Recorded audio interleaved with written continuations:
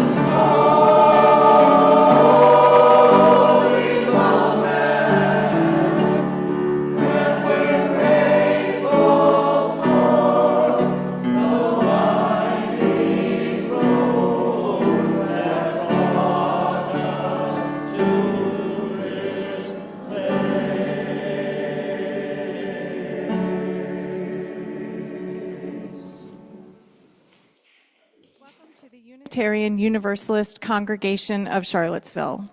My name is Tori Goodlow. My pronouns are she, her, and I am pleased to be leading worship this morning with Rev. Tim Temerson, music director Scott Duveau, pianist John Mayhood, and the UU Seville Choir.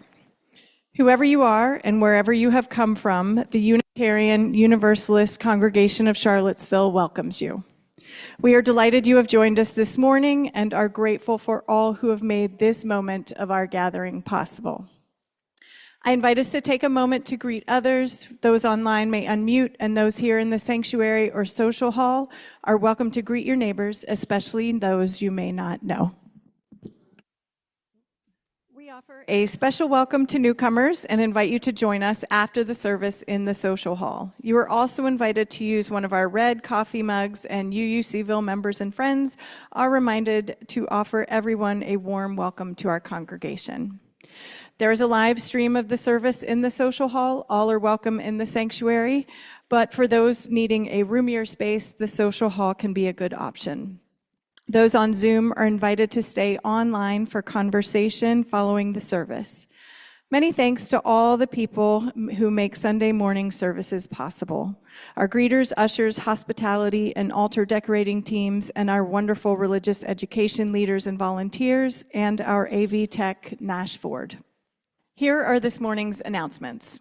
Please join us in the social hall to celebrate the conclusion of the Glenn Short Trust and the committee that oversaw it.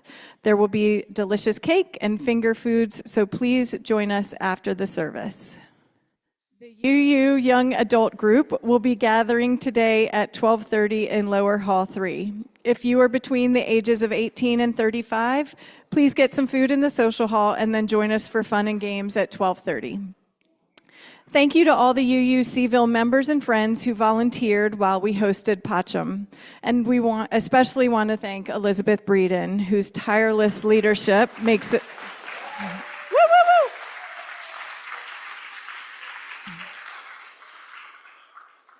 Elizabeth's tireless leadership makes it possible for UU Seville to host guests from Pacham every year. And finally, please join us for coffee and conversation in the social hall following the service. Thank you, Tori. There I am. Woo! All right. Hey, everybody. Good morning. Good to see you. I haven't actually stood in this pulpit since Christmas Eve. So I was off the first Sunday in January, and then, as you all know, I swapped pulpits with Pastor Bates last Sunday, and I know he preached a wonderful sermon here. And my sermon there was okay. So anyway, Tori and I would like to begin this morning by sharing a call to worship with you from Katie Romano Griffin. Come, friends, let us enter this space of hope and community.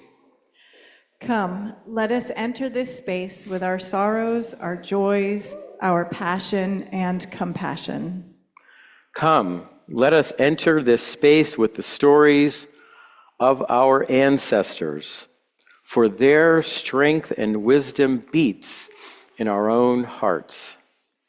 Come into this space, present to the beloved companions who move beside us.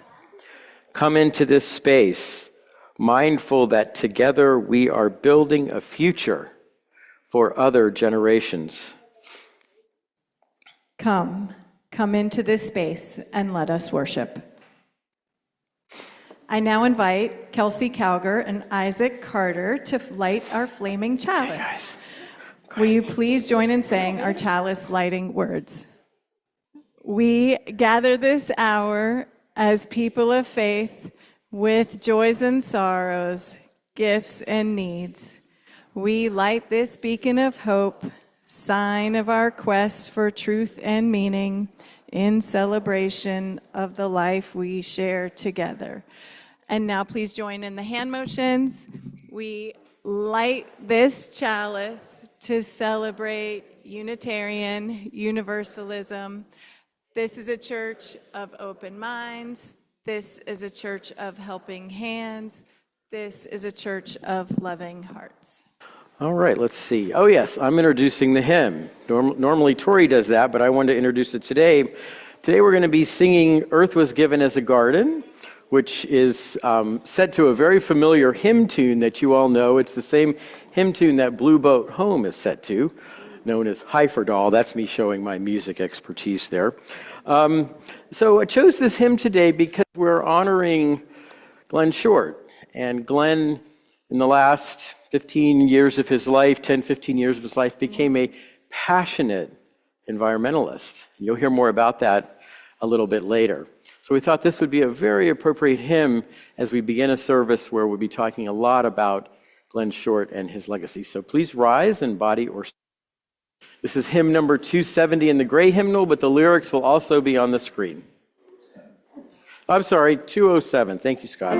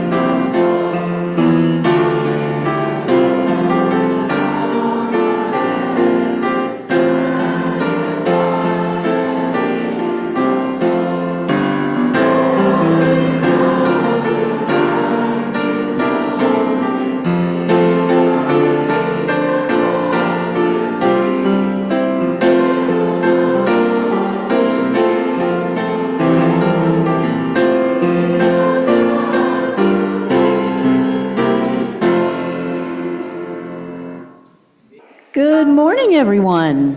I'd like to invite those young at heart Young in body, young in mind, young in spirit, or anybody who just wants an upfront seat to come forward and join me and Reverend Tim up here on our red carpet.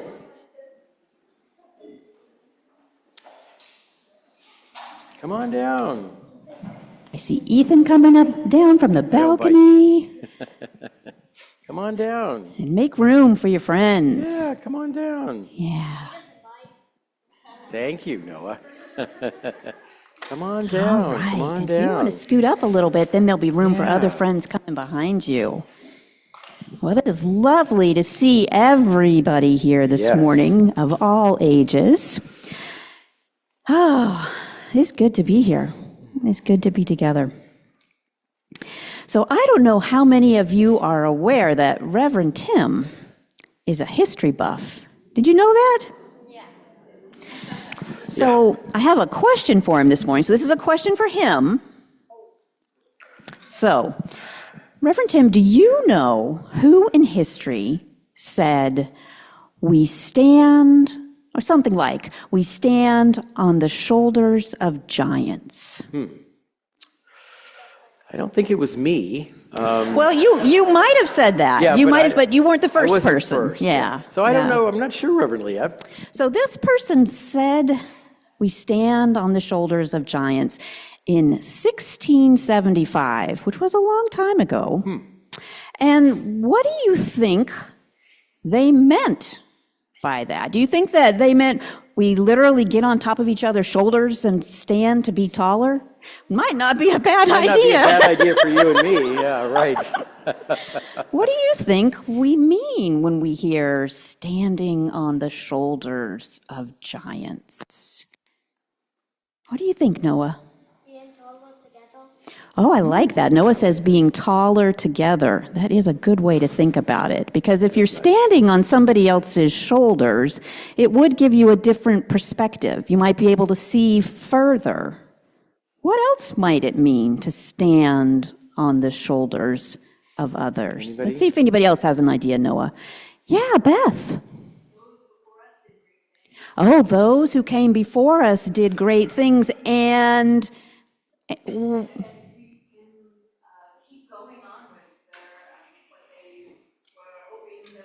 right, we can keep going on with maybe what they had started or what we are hoping to do. And that's exactly what the person who said we stand on the shoulders of giants meant. He was referring to scientists who had come before him and how much he took from their knowledge and it allowed him to expand on his own knowledge. Was it Sir Isaac Newton? Bing, bing, bing, bing, bing, bing, Right. bing. That's who it was, Sir Isaac Newton. But I think it's a phrase that we've all probably heard before. You might have heard somebody say that we stand on the shoulders of others. So the way to think about that is not so much that we physically get on somebody else's shoulders, but that it's the people who've come before us whose knowledge or whose actions or whose ways of being in the world help us move forward with our own strength or understandings or courage. So this weekend, as a country, we're celebrating somebody whose shoulders that we all stand on. Anybody know who I might be talking about? Yeah, Hazel. Martin Luther King Jr., yeah. And we're going to be talking about him next Sunday at Yes. church. But today we're focusing on somebody within our congregation whose shoulders we all stand on, who helped us do things we might not otherwise have been able to do. And Tim's going to talk about that a lot with the grown-ups when we head off to class. But I'd like you all to think about who in your own life, whose shoulders do you stand on? Who are the people who helped you be able to get where you are and maybe further than you thought you might otherwise be able to go? I know there are some people for me in this congregation whose shoulders I stand upon, and I'm looking to see, there's Sally Taylor. I stand on Sally Taylor's shoulders, and Sally stood on Diane Ober's shoulders. I don't think Diane's here today. And then we all stood on Virginia James's shoulders. So there are people in this congregation, really maybe all of us, and the choir who have a legacy. We all have a legacy, a story that talks about our lives and how we have lived our lives. And that's what we're going to explore today. Yes, absolutely. Legacy. And there's a lot of affirmation happening for Tim right here from the children on the carpet there. Thank you. So, Thank you. So we're going to sing our children off to their religious education classes now, but we invite everybody to be thinking about your legacy and the legacy of others. Absolutely. Okay. Thank you, Noah.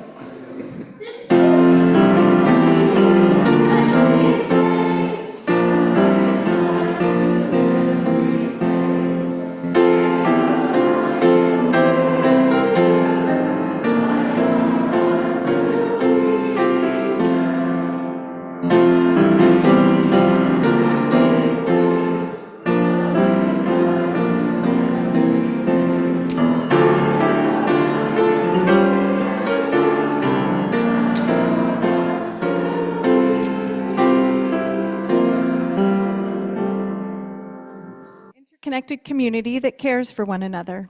Part of how we embody this care is by taking time each week to share the joys and sorrows we hold in our hearts. Here are the joys and sorrows that were submitted prior to this morning's service. Due to time constraints, we will not be having our rituals of joy and sorrows. Ellen Longmore from our pastoral care team will be available for a few minutes after the service in the back corner of the sanctuary if anyone is in need of support or just needs someone to listen. Those online can contact the pastoral care team at pastoral@uucharlottesville.org. This community offers its love and support to what is closest to our hearts. Another way we show our care for one another is in sharing our financial gifts with our community and our congregation. Our social action collection for the month of January is for Impact.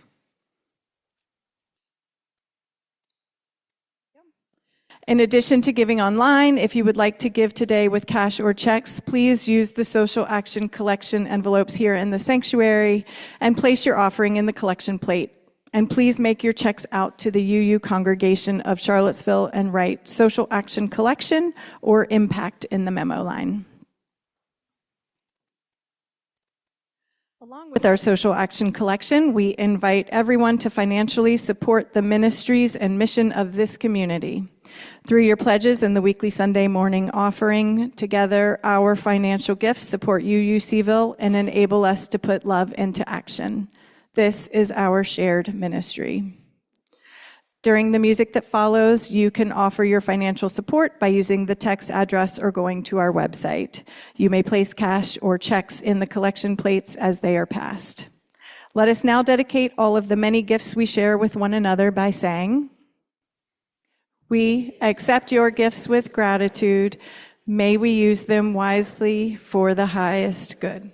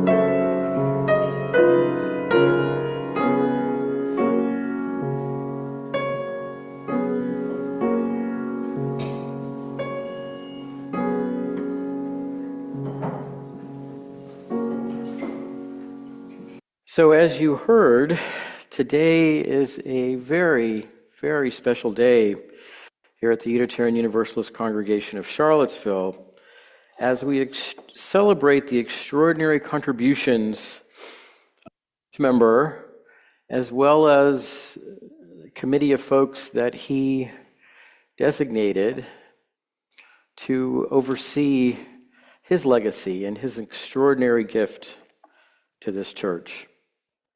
That church member was Glenn Short, and the Glenn Short Trust was established in 2019 with a bequest that Glenn made to the congregation of over $285,000. Glenn had been an active leader and member in our congregation for about a dozen or so years, and until his passing in 2018. And as I said before, Glenn designated that the money of his bequest be spent in particular parts of the church, especially the original parts of the church, including the sanctuary, the parlor, the Edgewood Lane and Rugby Road entrances, and more. Glenn also again designated that a committee be created to oversee the trust and very significant building improvements. We are very grateful to have all four members of the committee, Sally Taylor, Dick Summer, Don Landis, and Bev Ryan, here with us today. Now, before we invite them to come forward, we'd like to share a video that was created by our own Jude Bias, which highlights, and it's really a beautiful, well-done video, highlights the many, many transformations made possible by the Glenn Short Trust.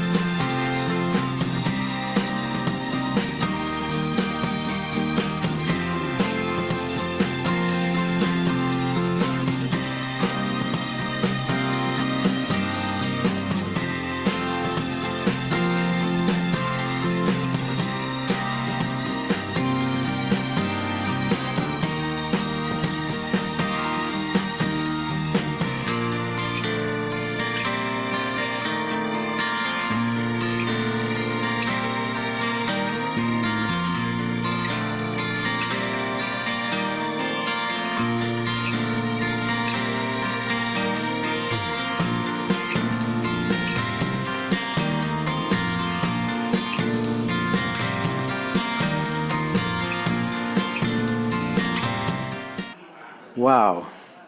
Can you imagine? I can't imagine how long it would have taken this congregation to do all those upgrades had it not been for Glenn Short. We'd be sitting in a very different sanctuary, more than likely. It's just astonishing. And by the way, one thing that was not in the video, which I feel like I should mention, is this microphone and that sound system, which the Glenn Short Trust paid for as well. And it has just been an extraordinary, it brought about an extraordinary transformation in this congregation. So, without any further ado, let's bring them forward. So, I'd like to invite Sally Taylor, Dick Summer, Don Landis, and Bev Ryan to come forward down here on the red carpet. No, you do not have to.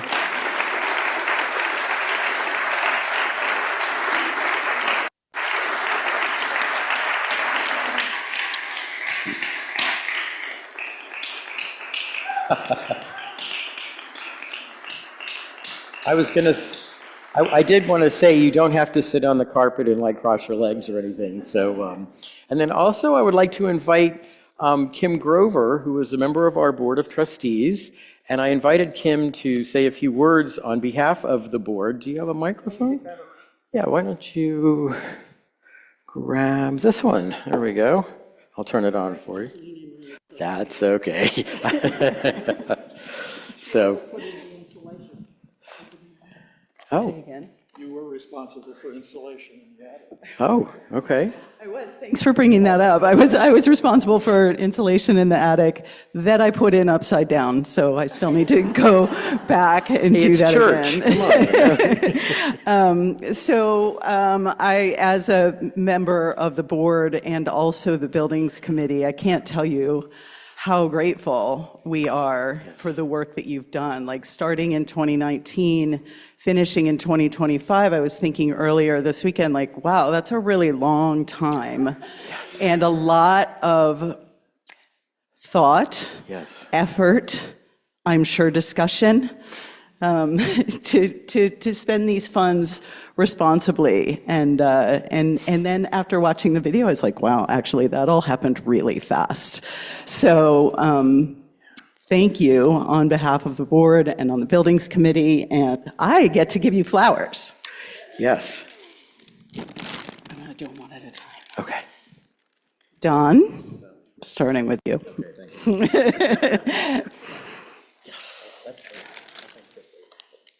Bev, thank you so much. Help. Sally, thank you. And Dick, thank you so much. You all, this is great work. Thank you.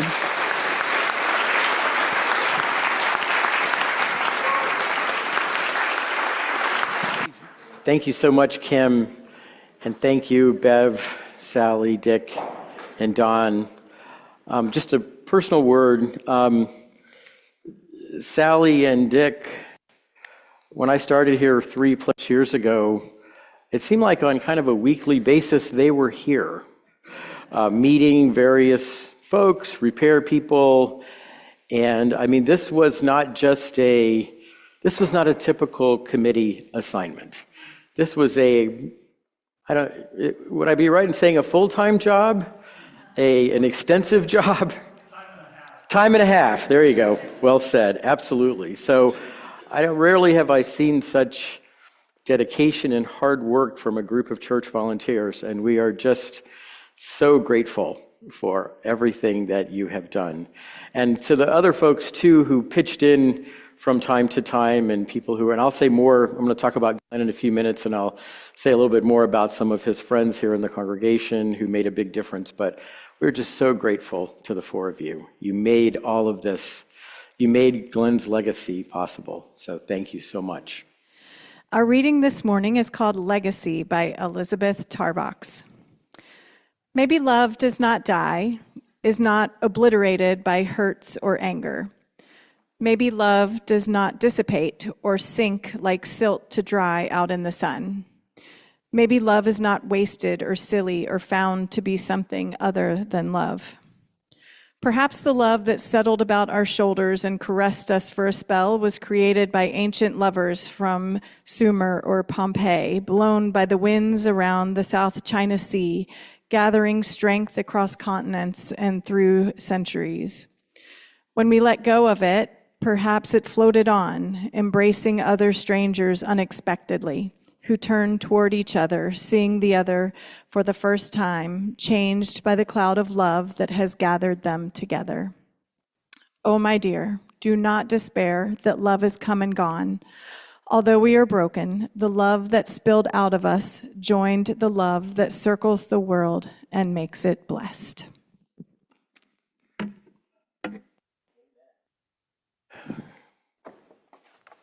Thank you, Tori. Tori is working a doubleheader this Sunday because Tori was the worship weaver last Sunday for Pastor Bates, and I generally try not to have weavers do it we get 2 Sundays in a row so that I don't have to pay them time and a half, and as Dick so eloquently said. But so Tori, thank you so much for being available for today. I cannot say enough about this committee, these folks, all the folks in this congregation who saw this generous, incredibly generous gift through to the end. And I want to just say to the committee and to Glenn's many friends that your hard work and dedication made it possible for Glenn's vision, Glenn's passion, the things that Glenn cared so much about, values like environmental stewardship, inclusivity, and more. Those would have remained a vision, but you turned them into reality. And I just want to again say thank you so, so very much. Now, we talked a few minutes ago, Reverend Leah did, about the shoulders of giants. And I was waiting for somebody to say, hey, you guys should stand on each other's shoulders so we can see you on Sunday mornings. But it got me reflecting on some of the shoulders that I have certainly stood on, leaned on in my life and in my ministry. And of course, family and friends and parents and grandparents and children and so many ministers. Some of them in this room today mentored me, inspired me, who have led this congregation, contributed to this congregation. All of these folks have made such an incredible difference and left such an extraordinary legacy. And one minister who I never had a chance to meet or get to know, but who I feel like I know well through her work, is Elizabeth Tarbox. I'm sure you probably don't remember, but some time ago, Scott and the choir sang a piece that was words that Elizabeth Tarbox from one of her meditations. And at that time, Scott was able to tell you a little bit about her. And I feel a connection to Elizabeth Tarbox because she and I came out of the same congregation in southeastern Massachusetts, First Parish in Duxbury, Massachusetts. She had already left that congregation and gone on to become a Unitarian Universalist minister by the time I started attending there. But we were both mentored by a wonderful minister, Robbie Walsh. You've heard me share Robbie's meditations in the past, and he and Elizabeth Tarbox were very close, and I think they even read each other their meditations, and I think I said at that service, I joked that when the two of them sat together sharing tea and reading each other's meditations, that was one of the greatest gatherings of Unitarian Universalist spiritual talent since Emerson hosted Thoreau for tea in his sitting room in parlor in Concord, Massachusetts. And I just feel so very blessed by their inspiration, their words, and I'm especially touched today by this particular meditation from Elizabeth Tarbox called Legacy. Now, what is a legacy? We talked about that a minute ago. Leaving something behind, paying something forward, if you will, gifting, blessing future generations. That's certainly an example of a legacy.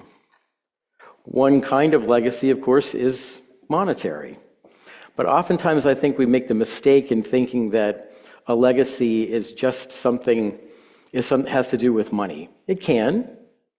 And Glenn Short and many others who have shared their prosperity, given money to this congregation, to other congregations, and to many wonderful causes and organizations, they have certainly left an extraordinary legacy.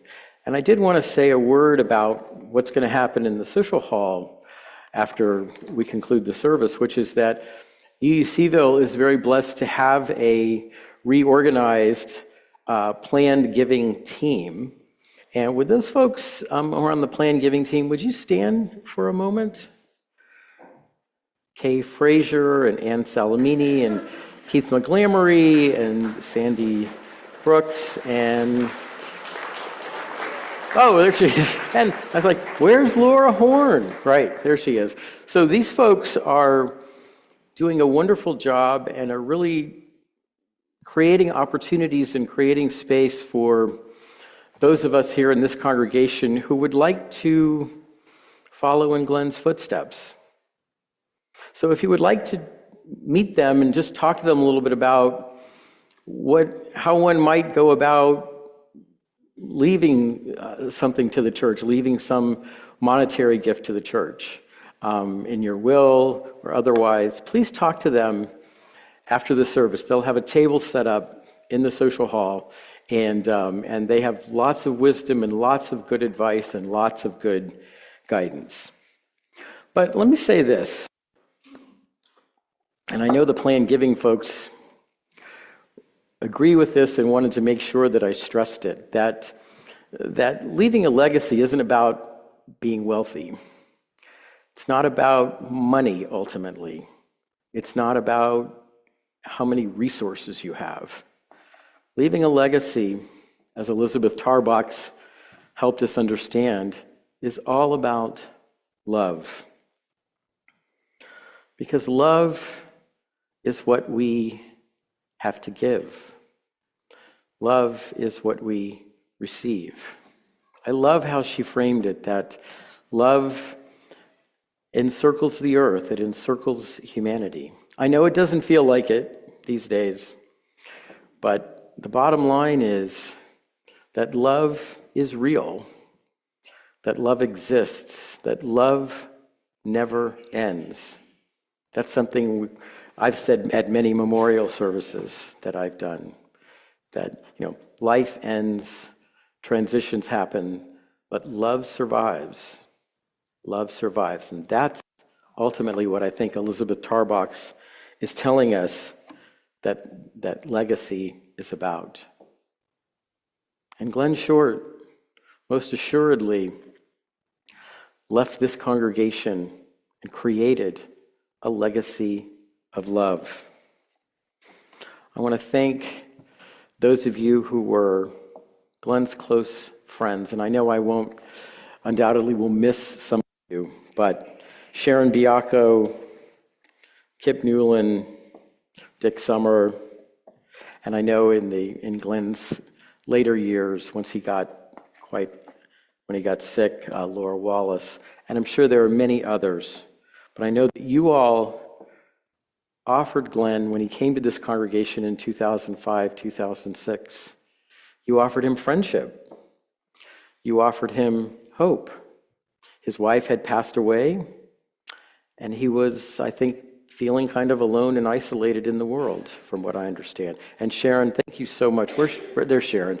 Sharon emailed me this week the words that she wrote and said at Glenn's memorial service, and I felt like I got to know Glenn from those beautiful words you sent me. And think one thing that the friendship that Glenn and the love that Glenn received in this congregation is that it gave him a kind of new lease on life. He discovered and acted on a passion for the environment. And he became one of the leaders of our Green Environmental Committee. And he and Sharon and others, and I'm leaving some of you out, I know, and I apologize for that, led this congregation to become certified as a green sanctuary by the Unitarian Universalist Association, which is a great thing and a wonderful, wonderful accomplishment.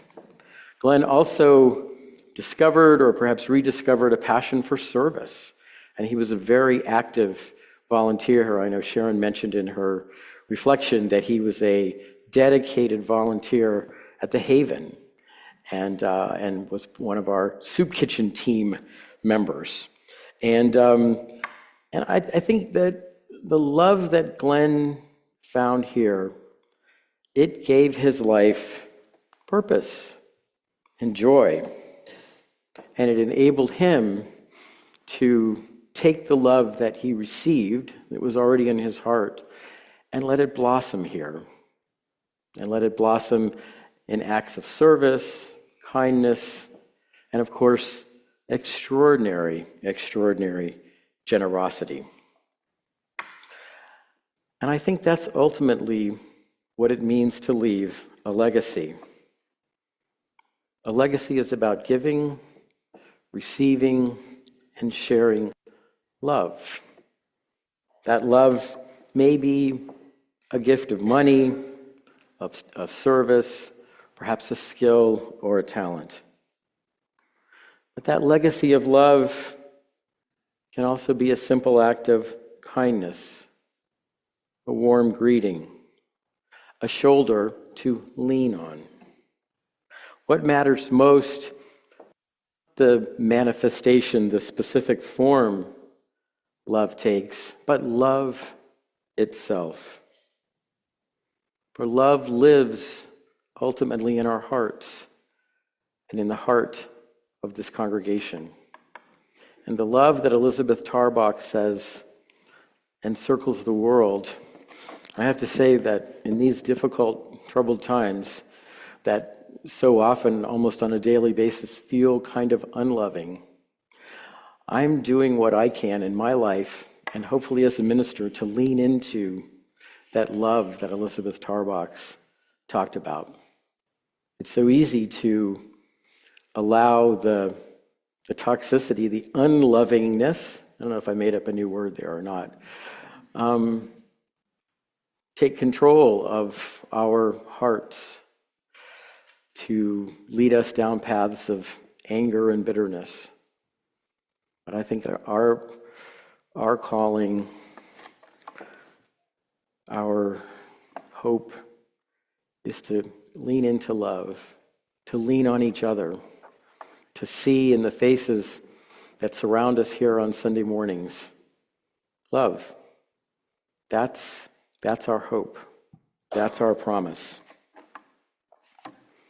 Because if we lean into that love, this congregation will join and be part of the larger love that Elizabeth Tarbach talked about so beautifully and so eloquently. Glenn Short certainly leaned into that love. He nourished it. He made it grow and blossom here in this congregation. And his legacy, his love, most assuredly lives on in our hearts and in our lives. Thank you, Glenn, for your generosity and for your love. Amen, and blessed be. So I want to invite us now to rise in body or spirit. Join in singing one of my favorite hymns. It's number 6, Just As Long As I Have Breath. The words will be on the screen. It's number 6 in the gray hymnal. Please rise.